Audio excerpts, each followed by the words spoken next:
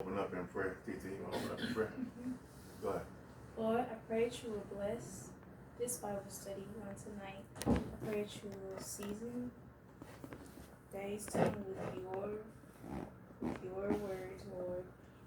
And I pray that you will open our ears to what he is talking about. And I pray that you will let us all be blessed by this and learn something and be closer to you, Lord. And that we make this into a deep thought of ours, Lord.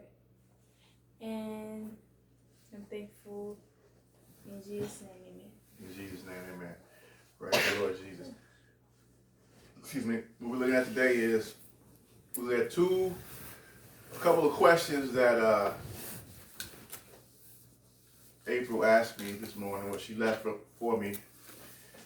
A couple of questions. We're going to address those today before we go into what we'll look at. First question was, I'm guessing it came from Exodus chapter 20, verse 7, when it says, "Thou shalt not take the Lord thy God and not take the name of the Lord thy God in vain, for the Lord will not hold him guiltless that taketh his name in vain." Her question is, how do you take the Lord's name in vain?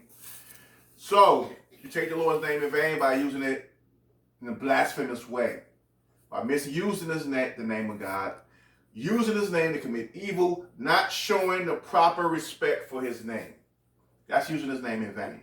Not showing the proper respect for his name, using it in a blasphemous way, or misusing his name. That's how you take the Lord's name in vain. So, now, the definition of blasphemy. What is blasphemy? You got an idea? Go. Let's see what you got. Okay, so I think blasphemy is something that you say that's bad with your tongue, what you say, or basically cussing, or something like that. That's something you say bad or cussing. Yeah. Okay. All right. Okay. Anybody else got anything? Want to take a shot at it? What you think blasphemy is? K-Dog. You said Blasphemy. Yeah. What's the definition of blasphemy? okay. That should have something to do with using the name in vain. Okay. Give an example. No. I mean, do you have an example? What? Oh my God. Okay. Yeah. Okay. Anybody else? What you got, bro? You got it? When you swear or something. Okay. That's blasphemy. Okay. Anybody else? You got an idea? Keep going. So, all right. The definition of blasphemy is this: the act of insulting or showing contempt or lack of reverence to a deity. I'll repeat it. The act of insulting or showing contempt or lack of reverence or lack of respect to a deity. A deity is a god, right? So that's what blasphemy is. The act itself of insulting or showing showing contempt or a lack of respect for. That's what blasphemy is. So, to use the Lord's name in vain is to use his name in one of those type of ways. Amen? That's what that is.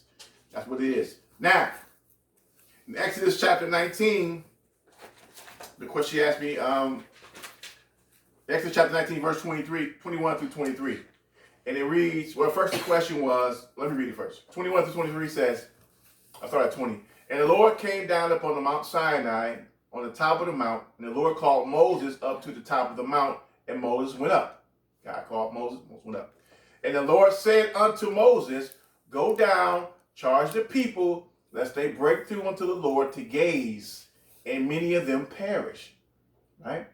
"And let the priests also which come near to the Lord sanctify themselves, lest the Lord break forth upon them. And Moses said unto the Lord," now this is what God said to Moses. But then Moses said something to the Lord. Moses said unto the Lord, "The people cannot come up to Mount Sinai, for you charged us, saying, Set bounds around the mount and sanctify it." So, my question was, in that particular verse, when God gave Moses orders, he said, "Tell the people, don't come up here." Right?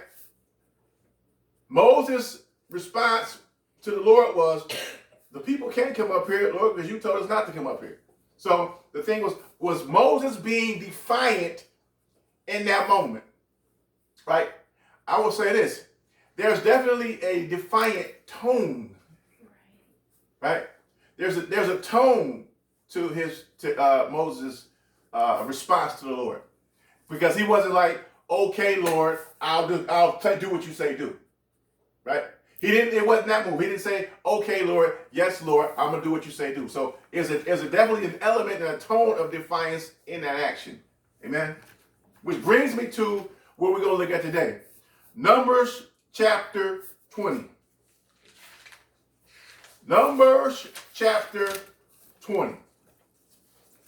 We'll look at Moses and his relationship with the Lord a little bit. Numbers chapter 20. And I'm trying to go through this entire chapter because I believe it speaks to that question. Then came the children of Israel, even the whole congregation, into the desert of Zin in the first month. And the people abode in Kadesh, and Miriam died there and was buried there. And there was no water for the congregation, and they gathered themselves together against Moses and against Aaron. And the people chose with Moses and spake, saying, would God that we had died when our brethren died before the Lord. And why have you brought up the congregation of the Lord into this wilderness, that we and our cattle should die there? Right? This is what the people are saying to Moses. 4. And why? 4. And so why would you bring us out here to die? 5. And wherefore have you made us to come up out of Egypt to bring us until this evil place? It is no place of seed or of figs or of vines or pomegranates. Neither is there any water to drink. And Moses and Aaron went from the presence of the assembly unto the door of the tabernacle of the congregation, and they fell upon their faces, and the glory of the Lord appeared unto them. And the Lord spoke to Moses, saying, take the rod and gather the assembly together, you and Aaron, your brother, and you speak into the rock before their eyes. He said, you speak into the rock before their eyes, so they can see you speaking to the rock. And it shall give forth his water. And you shall bring forth them water out of the rock, so you will give the congregation and their beast drink. And Moses took the rod from before the Lord, and as he commanded him. And Moses and Aaron gathered the congregation together before the rock. And he said to them, hear now, you rebels, must we fetch you water out of this rock? And Moses lifted up his hand, and with his rod he smote the rock. He hit the rock twice. And the water came out abundantly, and the congregation drank, and their beasts also. So God told Moses, speak to the rock, and water will come forth. Moses hit the rock twice, and water came out. Verse 12. And the Lord spoke to Moses and Aaron, because you believe me not, because you didn't believe me, to sanctify me in the eyes of the children of Israel. Therefore, you shall not bring this congregation into the land which I have given them. I'm going to come back. But this is the water of Meribah, because the children of Israel strove with the Lord, and he was sanctified in them.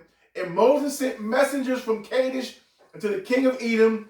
Thus saith thy brother Israel, thou knowest all the travail that has befallen us. You know, all the trouble that we went through. How our fathers went down into Egypt, and we have dwelt in Egypt a long time, and the Egyptians vexed us and our fathers. And when we cried unto the Lord, he heard our voice and sent an angel and brought us forth out of Egypt. And behold, we are in Kadesh, a city in the uttermost of the border. Let us pass, I pray you, through thy country. We will not pass through the fields or through the vineyards, neither will we drink of the water of the wells. We will go by the king's highway We will not turn to the right hand nor to the left until we have passed your borders. And Edom said unto him, you shall not pass by me, lest I come out against you with the sword. And the children of Israel said unto him, we will go by the highway, and if I or my cattle drink of your water, then I will pay you for it. I will only, without doing any of these things, go through on my feet. And he said, you shall not go through. And Edom came up out against him with much people and with a strong hand. So he said, no, you can't come through here. I don't care what you're saying. I don't want your money. I don't want y'all coming through here. 21. Thus Edom refused to give Israel passage through his border. So he refused to give him passage. Wherefore Israel turned away from him, and the children of Israel, even the whole congregation, journeyed from Kadesh and came unto the Mount Hor. And the Lord spoke unto Moses and Aaron in the Mount Hor by the coast of the land of Edom, saying, now this is what God speaking to Moses and Aaron in the mount. Aaron shall be gathered unto his people, for he shall not enter into the land which I have given unto the children of Israel, because you rebelled against my word. And at the water of Meribah, take Aaron and Eleazar, his son, and bring up unto Mount Hor. I think it's Hor. Hope I'm pronouncing it correct. And strip Aaron of his garment and put them upon Eleazar, his son. So he's stripping Aaron of his garments and putting them on Aaron's son, Eleazar. And Aaron shall be gathered unto his people, and he shall die there.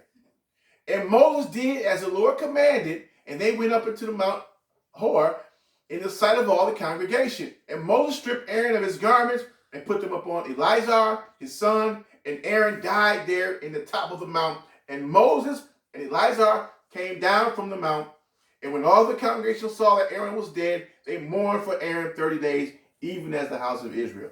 So now we got to go back through this. It's speaking to something. It's speaking to God when God's giving specific instructions. When God gives specific instructions to you. And if you vary even in the slightest way, the consequences can be devastating. When God gives you a direct command, he speaks explicitly to you in a specific way about a specific thing. And you do what you choose to do, what you see fit to do, instead of exactly what God told you to do. The consequences of that action can be grave. That's what we're seeing in this. The consequences of not doing exactly what God told him to do. What did God tell Moses to do? God told Moses, speak to the rock. Very clear. So look, let's go back though. Start verse 2. And there was no water for the congregation. And they gathered themselves together against Moses and against Aaron. So the people rose up against them because there was no water. They were thirsty. They rose up against Aaron and Moses. And the people, And the people chose with Moses and spake, saying, would God that we had died when our brethren died before the Lord. They said, I wish we had died. Crazy. And why have you brought up the congregation of the Lord into this wilderness that we and our cattle should die there? The people were short-sighted. They couldn't see what God's plan was. They saying it would have been better for us to die than come out. So, 5. And wherefore have you made us to come up out of Egypt to bring us into this evil place? It is no place of seed or figs or vines or pomegranates, neither is there any water to drink.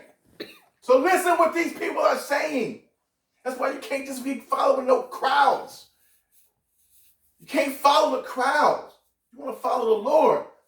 Because they're basically telling Moses and Aaron, bondage had perks. We had perks in bondage. We could eat, we had water, but they're in bondage. They're forgetting the bondage that they were in. They're totally forgetting that they were in bondage, being brutally treated in a brutal fashion, working from sun up to sundown. They totally forgot that. They said, Moses, we had some kind of perks in bondage. Because freedom requires you trust in God. They said it's hard. Because freedom required them trusting that the God who delivered them out of the hands of their tormentors would not have them die, would not deliver them out of the hands of bondage to kill them in the desert. That's illogical. But you have to actually trust God in order to believe that and act accordingly. They're telling them, listen, we have enjoyed the perks of bondage. This is what they're telling Moses and Aaron. Freedom requires you trust in the Lord. Period. That's what freedom requires. You trust in God's word that he gave you. Imagine that. God delivered them out with a mighty hand. He delivered them out of bondage with a mighty hand. So they didn't believe that the God who delivered them out of Egypt with a mighty hand brought plagues and all kinds of stuff, and ultimately let them walk across the Red Sea on dry land, where the enemies that were trying to kill them died in that same passage of land. God did all kinds of miracles to let them know, I am with you. You are my people. God went all the way. He went a long way to demonstrate to these people that you are my people. So he did that, and they still had problems trusting God after seeing miracle after miracle after miracle from God. And then the huge miracle of walking across the sea on dry land. He went a long way. They said, no, I can't believe that after you've done all these things that you're going to keep us alive in the desert. They called freedom evil. They said, you brought us out to this evil place. They said, you brought us out to this evil place. We had perks in bondage. I enjoyed the privilege of bondage. Freedom requires something. Trust in God. 6, and Moses and Aaron went from the presence of the assembly to the door of the tabernacle of the congregation and fell upon their faces, and the glory of the Lord appeared to them. So they started out right. Right? People rising up against them, coming against them. All right, cool. I'm going to go before the Lord and make a request before the Lord. Let's see what God has to say about it. They started on the right path. That's what you do. Problems come, persecution come. Okay, leave that situation. Let me go before my God, go before the Lord, put my face to the ground. Lord, you see what's going on? Help. How you want me to go? And then the Lord spoke to Moses. Now, this is the Almighty God speaking directly to Moses, right? He's not hearing it second or third hand. He's not hearing it from a priest. He's not hearing it from somebody else. He's hearing God directly, speaking directly to God. God speaking directly to Moses, right? This is what God's doing. He told him specifically, take the rod, gather you with the assembly together, you and Aaron your brother, and speak you to the rock before their eyes. So speak to this rock before the people. So the people can see you speaking to this rock. Right? This is what God's telling Moses. Specifically, speak to the rock in front of the people. and I'm going to give y'all what y'all asked me for. He says, speaking to the rock before their eyes, and it shall give forth his water. You shall bring forth to them water out of the rock. So, and you shall give the congregation and their beasts drink. Very specific. He didn't beat around the bush. It wasn't known. It was very clear. Right? Do what I ask you to do. Do what I tell you to do. This is going to be the results of that. Right? 9. And Moses took the rod from before the Lord as he commanded him. And Moses and Aaron gathered the congregation together before the rock. So far, so good. And he said to them, hear now, you rebels. Must we fetch you water out of this rock? Now, this is funny to me. Because Moses is calling the people rebels. And he's about to be disobedient. That's interesting. That's interesting. Come here, rebels. Watch me be disobedient. 11. And Moses lifted up his hand, and with his rod, he smote the rock twice. God told him, speak to the rock. Right? Once. So speak to the rock. He says, I'm going to hit the rock twice. They call them rebels. So he hit the rock twice, and water came out abundantly. And the congregation drank, and their beasts drank also. This is God's mercy on his people, his love for his people. I'm not going to kill y'all outright. Right? He didn't just kill them because how much God loves his people. He didn't just destroy them right there on the spot for them doing what he asked them not to do. He even let water come out of the rock. Cool. But here's the consequence for not doing exactly what God said do. Verse 12. And the Lord spoke to Moses and Aaron. He said, because you didn't believe me. He ain't saying because the people didn't believe me. Because I didn't talk to them. I talked directly to you. I told y'all.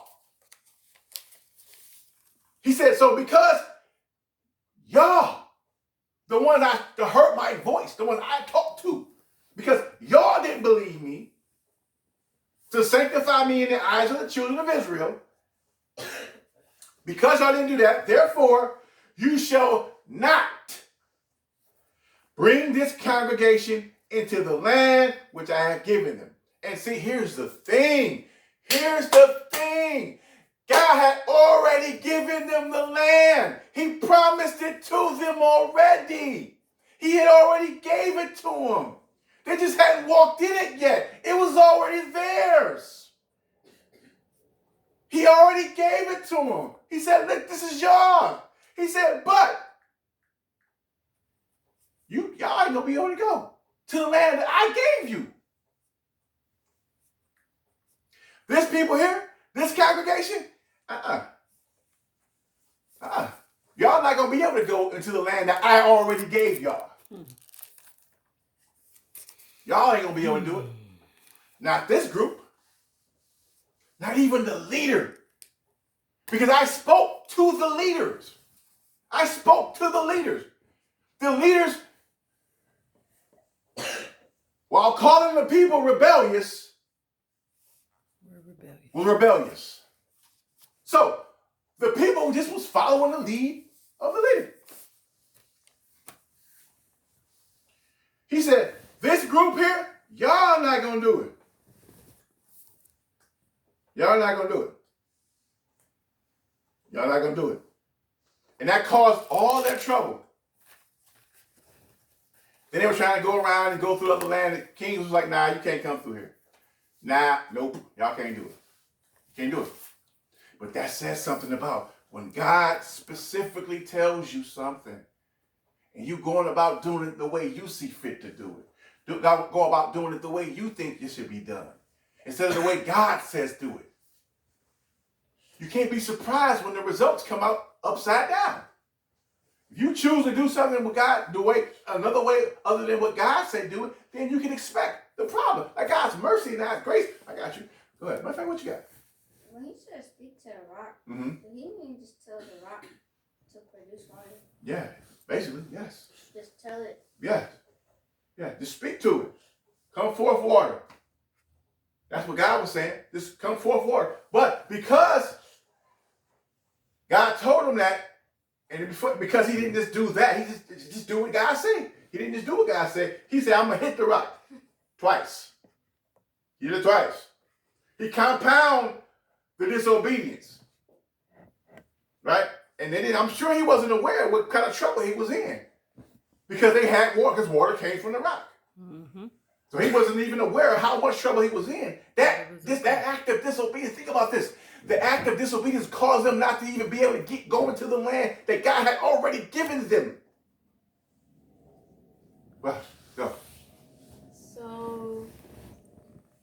So Moses basically was being selfish because he didn't want to look stupid in front of the people, right? I don't know if it was selfishness. Oh. I don't know if it was selfishness. I know that it was absolutely disobedience.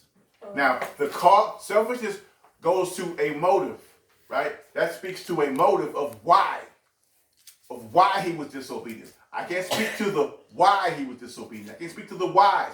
I can speak to the action. The action itself was absolutely disobedient to God. Oh. Right? So I can't speak to the motive because that's talking about the whys. That's speaking of his motive.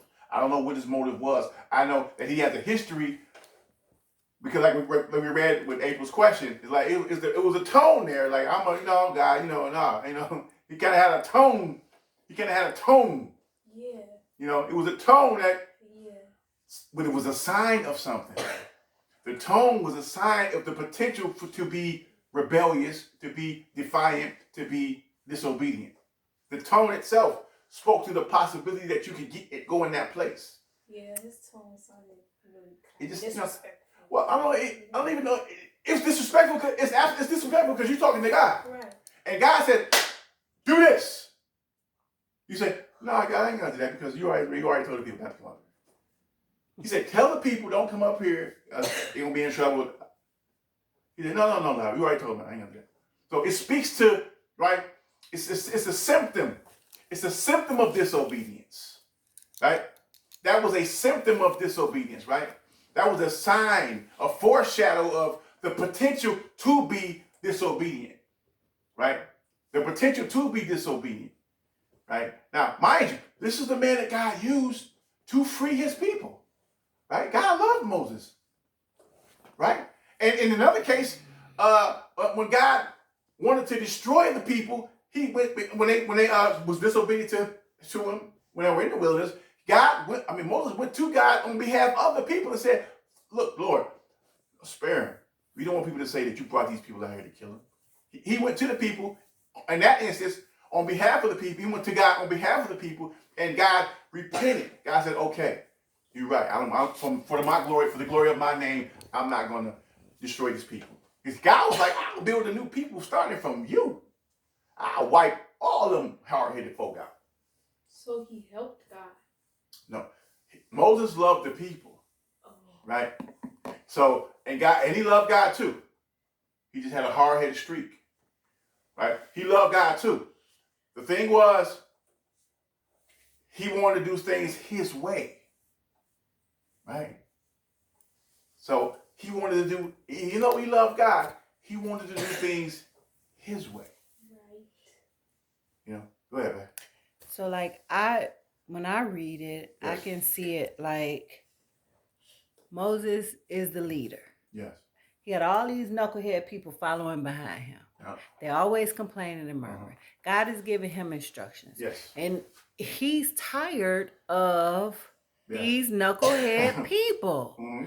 Like, I'm trying to tell you, and you won't listen. So in his anger and or frustration, possibly, yeah, instead of doing it the way he was told to do it, because I'm mad, y'all getting on my nerves, twice hit the rock.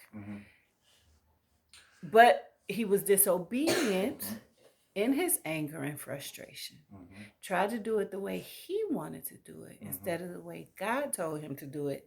Therefore, the consequences came. The problem, though, is that so if you get in your feelings and just start moving in your feelings, right? The consequences can be grave. Because he moved in his feelings, God said, "Look, bro, ain't none of y'all coming. None of y'all ain't going to get into the land which I already gave y'all. Because you got in your feelings and you let these people drive you crazy." Because I said it last Sunday. When you disobey God, it's crazy to me. It's crazy. Who next? What you got, bro? He hit the rock because he is mad. Well, yeah. Well, you can see that. I can see that happening because he calling them rebels. So that speaks to a frame of mind, right? That he was mad, whatever. But you can't let anger drive you to be disobedient to what God tells you to do. I don't care how mad you get. That's what I said. You can't get in your feelings and be like, "I'm going to just do it my way, Lord. They rebellious. I'm going to tell you I'm just going to do it my way." God says, no. Because you did that, first, I'm God. So because you did that, it's a price for all y'all to pay. It's a price for all y'all to pay. Look. So when he hit the rock 2 times, did he know or thought that he wouldn't be able to go? No, absolutely not.